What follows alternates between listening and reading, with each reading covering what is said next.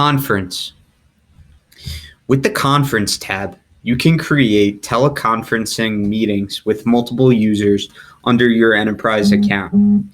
In order to create a new conference, please click the New Conference button. After clicking this button, a conference ID will be automatically generated. Your enterprise's admin can then enter a name for the conference and invite users under the enterprise's account to the new meeting. The admin can also check the Make Conference Open button to allow participants from outside of your enterprise to join the conference as well.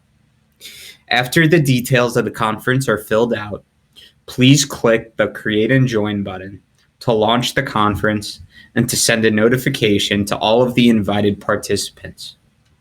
Admins can also repeat this process under the Schedule button to schedule a conference for a later date.